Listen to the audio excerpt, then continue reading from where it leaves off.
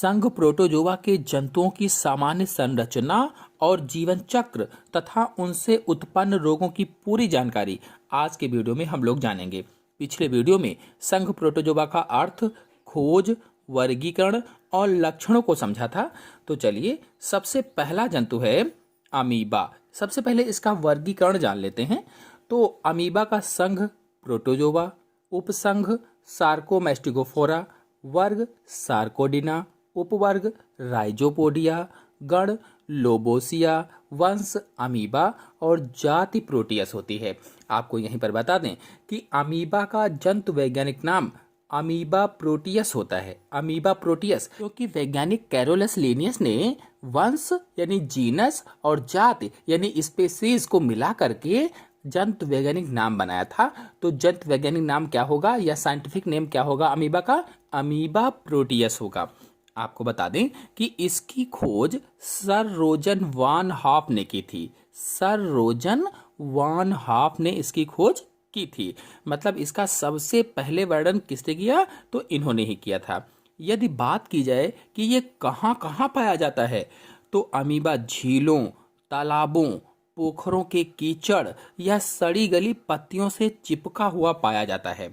यानी अमीबा प्रायः तालाबों में या धीरे धीरे बहने वाली नदियों में, जो धीरे धीरे बहती हैं नदियाँ उनमें, और पोखरों में या गड्ढों की तली में पत्तियों व कीचड़ से चिपका रहता है। जो पत्तियां होती हैं, जो कीचड़ होता है, उससे चिपका रहता है, चिपका हुआ पाया जाता है। यह मुक्त जीवी अर्थात फ्री लिविंग होते हैं। मुक्त जीवी होते हैं मतलब फ्री लिविंग होते हैं।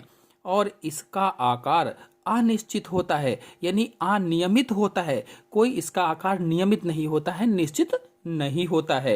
यानी कि ये बनते रहते हैं और बिगड़ते अर्थात यह अनिश्चित या अनियमित आकार वाला सूक्ष्म जीव होता है, क्योंकि इसकी बाहरी सतह पर ये जो कूटपाद अथवा स्यूडोपोडिया हैं, ये बनते या बिगड़ते रहते हैं। इसमें ये जो अंगुली सदृश संरचनाएं आप देख रहे हैं, इन्हें ही कूटपाद अथवा पादाप कहा जाता है और अंग्रेजी में स्यूडोपोडिया कहा जाता है। अमीबा इन्हीं के द्वारा चलता है, यानी कि इन्हीं के द्वारा गमन अथवा प्रचलन करता है, लोकोमोशन करता है। और इन्हीं पादाव या कूटपादों की सहायता से यह भोजन भी ग्रहण करता है, यानी खाद्य पदार्थों का अंतर्ग्रहण अथवा इंजेशन भी इन्हीं कूटपादों की सहायता से या स्यूडोपोडिया की सहायता से अमीबा करता है। और भोजन का पाचन खाद्य धानियों या फूड वैक्यूल में होता है। जो खाद्य धानियां हैं, जो फूड वैक्यूल हैं, इसी में भोजन का पाचन होता है। और आपको बता दें कि संकुचनशील धानी से अतिरिक्त जल को शरीर से बाहर भी निकालता है। जो संकुचनशील धानी है, इससे अतिरिक्त जो जल होता है उसको ये बाहर भी निकालता है, यानी परासरण नियंत्रण भी करता है। अगर इनके संपूर्ण शरीर को देखा जाए तो इनका पूरा शरीर मुख्य रूप से जीवद्रव्य या प्रोटोप्लाज्म का बना होता है। यानी मुख्य रूप से पूरा शरीर किससे बना है? तो केवल जीवद्रव्य का बना होता है। और इस जीवद्रव्य के चारों तरफ एक महीन झिल्ली होती है। उसी झिल्ली को प्लाज्मा लेमा कहा जाता है, प्लाज्मा लेमा। और इसके जीवद्रव्य में एक केंद्रक भी पाया जाता है, एक न्यूक्लियस भी होता है। अमीबा के पश्च सिरे पर यूरोइड होता है। यूरोइड यानी जो ये स्यूडोपोडिया होते हैं, जो पादाब होते हैं, ये जब खत्म हो रहे होते हैं तो उन्हीं को क्या कहा जाता है? यूरोइड कहा जाता है। अमीबा में अलैंगिक प्रजनन अथवा एसेक्सुअल रिप्रोडक्शन होता है। अलैंगिक प्रजनन होता है, और वो भी किससे? तो द्विविखंडन या पुटी भवन के द्वारा होता है। यानी द्विविखंडन और पुटी भवन के द्वारा इसमें एसेक्सुअल रिप्रोडक्शन अथवा अलैंगिक प्रजनन होता है। और आपको बता दें कि इसमें से जो द्विविखंडन है, इस द्विविखंडन में जो केंद्रक होता है, उस केंद्रक का सूत्री विभाजन होता है, यानी माइटोसिस डिवीजन होता है।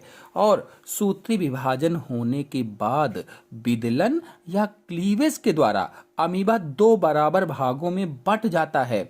और जैसा कि आपको चित्र में दिख भी रहा है कि पहली स्टेज में अमीबा का केंद्रक ऐसा था, फिर थोड़ा लंबा होने लगा, फिर थोड़ा थोड़ा लंबा होते होते हुए अलग हो जाता है, यानी फिर लंबा होकर के 2 भागों में टूट गया है। और इसके साथ ही केंद्रक भी बीच में पतला होता हुआ 2 भागों में टूट जाता है। इस प्रकार एक अमीबा से 2 अमीबा बन जाते हैं। और इसी के साथ जीवद्रव्य भी बीच से पतला होता रहता है और पतला होता हुआ 2 बराबर भागों में केंद्रक के साथ में ही टूट जाता है। इस प्रकार अमीबा यानी एक अमीबा से या एक अमीबा मदर सेल से नई पुत्री कोशिकाएं या दो पुत्री कोशिकाएं बन जाते हैं या दो जीव बन जाते हैं।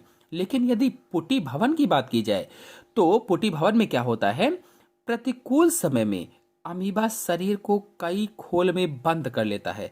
जो प्रतिकूल समय होता है वो कई खोलों में, चित्र में आपको दिख रहा है, बंद कर लेता है और कई परत वाली गुहा बन जाती है और उसी के अंदर अनेक स्यूडोस्पोर्स बन जाते हैं और अमीबा में अनेक बीजाणु फिर धीरे धीरे करके बन जाते हैं। जो स्यूडोस्पोर्स, जो पुटी भवन था, टूटने लगता है तो बीजाणु बन जाते हैं और पुटी फट जाता है या कह लीजिए कि अमीब्यूली बाहर निकल आते हैं। जब पुटी फटता है तो अमीब्यूली बाहर निकल आते हैं। आपको बता दें कि अमीबा की कुछ जातियां मनुष्य में परजीवी या पैरासाइट जीवन व्यतीत करती हैं, जिनमें से एक है एंट अमीबा। तो एंट अमीबा एक परजीवी प्रोटोजोवा है और मनुष्य तथा अन्य कई जंतुओं में रोग पैदा करता है। परजीवी प्रोटोजोवा है, मनुष्य में भी और अन्य कई जंतुओं में रोग पैदा करता है। अगर मनुष्य की बात की जाए तो मनुष्य में एंट अमीबा मुख्य रूप से 3 प्रमुख इसकी जातियां पाई जाती हैं। यानी मनुष्य में एंट अमीबा की 3 प्रमुख जातियां पाई जाती हैं।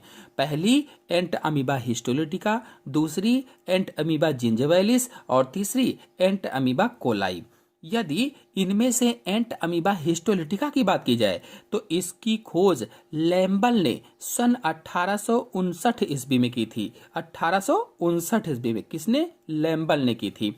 और रूसी वैज्ञानिक फ्रेडरिक लॉस ने सन 1875 में इसके रोगजनक स्वभाव का पता लगाया था, यानी इसके पैथोजेंस का पता लगाया था कि ये रोग फैलाता है। एंट अमीबा हिस्टोलिटिका मनुष्य की बड़ी आंत का परजीवी होता है, लार्ज इंटेस्टाइन का परजीवी होता है, पैरासाइट होता है। या ऐसे भी हम कह सकते हैं कि यह मनुष्य की बड़ी आंत के कोलन नामक भाग में पाया जाता है, कोलन में। और इसका ट्रोफोजॉइड मनुष्य की बड़ी आंत को संक्रमित करता है। ट्रोफोजॉइड इसकी एक अवस्था होती है, वयस्क अवस्था। वही वयस्क अवस्था मनुष्य की बड़ी आंत को संक्रमित करती है, इन्फेक्टेड करती है, जिसके कारण पेट में दर्द व ऐंठन होती है और घाव भी हो जाते हैं। खूनी पेचिश रोग हो जाता है, जिससे मल के साथ आंव व खून आने लगता है। और आपको बता दें कि इसे ही आमातिसार मतलब अमीबिएसिस रोग कहा जाता है।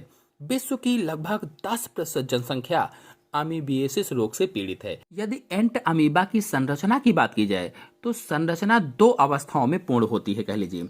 पहली अवस्था है ट्रोफोजॉइट या मैग्ना और दूसरी अवस्था है प्रीसिस्टिस अथवा इसे माइन्यूटा अवस्था भी कहा जाता है। तो पहली अवस्था देख लेते हैं, ट्रोफोजॉइट या मैग्ना। तो इसमें क्या होता है, इसका जो कोशिका द्रव्य है कणिका विहीन, जो बाहर वाला भाग होता है कोशिका द्रव्य का बाहरी भाग, वो कणिका विहीन होता है, कोई भी कणिकाएं उसमें नहीं पाई जाती हैं। उसे एक्टोप्लाज्म कहा जाता है। एक्टोप्लाज्म जो है, एक्टोप्लाज्म क्या है? कोशिका द्रव्य का बाहरी भाग है, इसमें कणिकाएं नहीं पाई जाती हैं, तो उसे ही एक्टोप्लाज्म कहते हैं।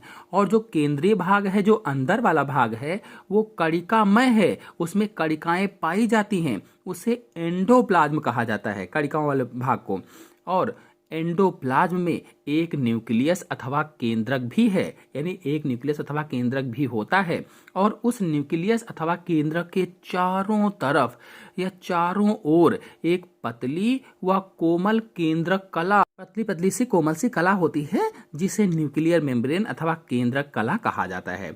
और केंद्रक कला की जो अंतः सतह है, अंतः सतह पर सूक्ष्म क्रोमैटिन कणिकाएं होती हैं, जैसा कि आपको चित्र में दिख रहा है। ये सूक्ष्म क्रोमैटिन कणिकाएं हैं, क्रोमैटिन ग्रेन्यूल्स होती हैं। और जो परिधि है, परिधि पर यही व्यवस्थित रहती हैं। केंद्रक के केंद्र में एक छोटा व गोल संरचना होती है, यानी छोटी सी गोल संरचना होती है जो केंद्र में आपको दिख रही है। उस छोटी सी गोल संरचना को एंडोसोम कहा जाता है। एंडोसोम अथवा केरोसोम भी कहते हैं। एंडोसोम कहो या केरोसोम कहो, एक ही बात है। एंडोसोम को घेरे हुए एक साफ क्षेत्र पाया जाता है, जिसे हेलो कहा जाता है। हेलो, जो साफ क्षेत्र है उसको क्या कहते हैं? हेलो कहते हैं। आपको बता दें कि एंडोप्लाज्म में खाद्य धानियां अथवा फूड वैक्यूल भी पाई जाती हैं, जिनमें अंतर्ग्रहित लाल रुधिर कणिकाएं, श्वेत रुधिर कणिकाएं, उपकला कोशिकाओं के टुकड़े और जीवाणु पाए जाते हैं। यानी जो खाद्य धानियां होती हैं इनमें अंतर्ग्रहित आरबीसी, डब्ल्यूबीसी और उपकला कोशिकाओं के कुछ टुकड़े तथा जीवाणु पाए जाते हैं। एंट अमीबा एक समपराशरी या आइसोटोनिक वातावरण में रहता है। समपराशरी या आइसोटोनिक वातावरण में पाया जाता है, अतः इसमें संकुचनशील रिक्तिकाएं यानी कंट्रैक्टिव वैक्यूल नहीं पाई जाती हैं या संकुचनशील रिक्तिका इसमें नहीं होती है। यदि एंट अमीबा के कूटपाद की बात की जाए तो इसमें एक कूटपाद होता है। एंट अमीबा में एक कुंद या ब्लंट कूटपाद पाया जाता है। मोटा सा एक ही कूटपाद इसमें होता है और कूटपाद की सहायता से यह गति करता है। जैसे अमीबा कूटपाद की सहायता से गति करते हैं वैसे ही एंट अमीबा भी इसमें एक ही कूटपाद पाया जाता है और उसी कूटपाद की सहायता से गति करता है, चलता है और इसकी गति लाइमैक्स गति कहलाती है। जो एंट अमीबा है इसकी जो गति होती है उस गति को लाइमैक्स गति कहा जाता है। ट्रोफोजोइट में प्राणी संपोषण होता है, यानी इसका जो ट्रोफोजोइट होता है उस पे होलोजोइक न्यूट्रिशंस होता है, प्राणी संपोषण होता है। फिर अब दूसरी अवस्था है माइन्यूटा अवस्था। तो यह एंट अमीबा की सिस्ट बनने की पूर्व की अवस्था है। माइन्यूटा अवस्था को प्रीसिस्टिस अवस्था भी कहा जाता है। माइन्यूटा को प्रीसिस्टिस अवस्था भी कहते हैं और एंट अमीबा की सिस्ट बनने की पूर्व अवस्था होती है, इसी को प्रीसिस्टिस अवस्था कहते हैं। यह भी अंडाकार लेकिन अपेक्षाकृत छोटी होती है।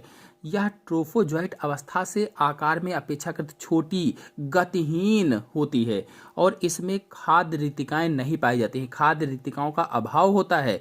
यह रोगजनक भी नहीं है, पैथोजन नहीं होते हैं, रोग नहीं फैलाते हैं और इसका जो पुटी भवन होता है, इंसिस्टमेंट होता है तथा पुटी के रूप में यह एक पोषक से दूसरे पोषक में पहुंचती है। तो इस तरह से ये इसकी संरचना हो जाएगी। चलिए अब इसमें जनन कैसे होता है, उसका जीवन चक्र क्या है समझ लेते हैं। तो एंट अमीबा हिस्टोलिटिका एक पोषदीय जंतुक है, यानी एक ही पोषक में इसका जीवन चक्र पूरा हो जाता है। तो इसमें लैंगिक जनन तो होता नहीं, मैंने पहले ही बताया। इसमें केवल अलैंगिक जनन होता है, एसेक्सुअल रिप्रोडक्शन होता है और उसी से इसका जीवन चक्र चलता है।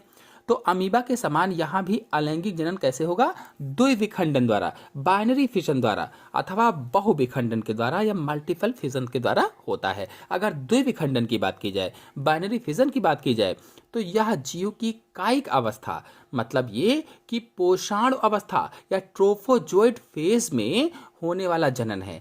ट्रोफोजोइट फेज में होने वाला जनन द्विविखंडन होता है, जिसमें होता है क्या है, केंद्रक सामान्य से बड़ा हो जाता है। जितना सामान्य में होता है उससे बड़ा हो जाता है और बड़ा होकर सामान्य सूत्री विभाजन में विभाजित हो जाता है, माइटोसिस डिवीजन में बढ़ जाता है और बाद में शेष जीवद्रव्य भी बीच में से सकरा होकर के दो भागों में बढ़ जाता है। इस तरह से द्विविखंडन हो गया। द्विविखंडन का मतलब ही होता है कि दो भागों में टूटना। इस तरह से दो भागों में टूट जाता है और दो इसकी पुत्रियां पैदा हो जाती हैं। अगर बहुविखंडन की बात की जाए, मल्टीपल फिशन की बात की जाए, तो विशेष प्रकार का अलैंगिक जनन एंट अमीबा को परिकोष्ठित अवस्था में ही होता है, इंसिस्टेड होता है। पोषाणुओं से छोटे छोटे गोल तथा भिन्न विशेषताओं वाली पूर्व परिकोष्ठीय अवस्था में बहुविखंडन होता है और इनके जीवद्रव्य में दो क्रोमैटिड बॉडी होती हैं जो दिखाई देती हैं। इसमें खाद्य रिक्तिकाएं नहीं होती हैं लेकिन अनेक ग्लाइकोजन धानियां पाई जाती हैं।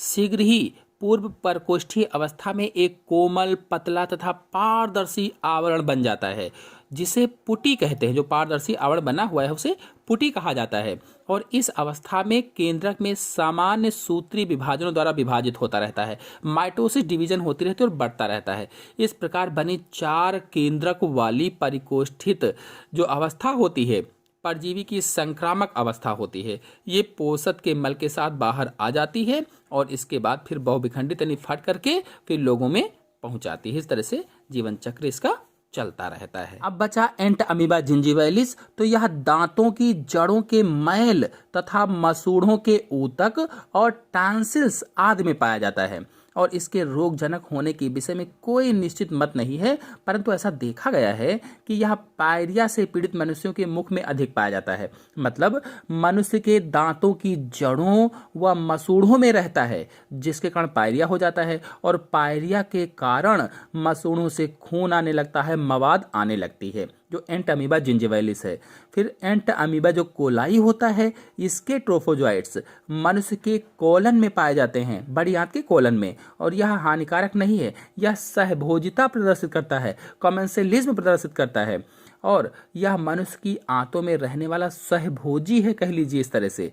यह अन्य जीवाणुओं का भक्षण कर डालता है और उनके हानिकारक प्रभाव से मनुष्य को बचाता है। आशा है आप सभी लोगों को वीडियो पसंद आया होगा। वीडियो पसंद आया हो तो लाइक और शेयर कीजिए। चैनल पर नए हैं तो चैनल को सब्सक्राइब कर लीजिए। धन्यवाद।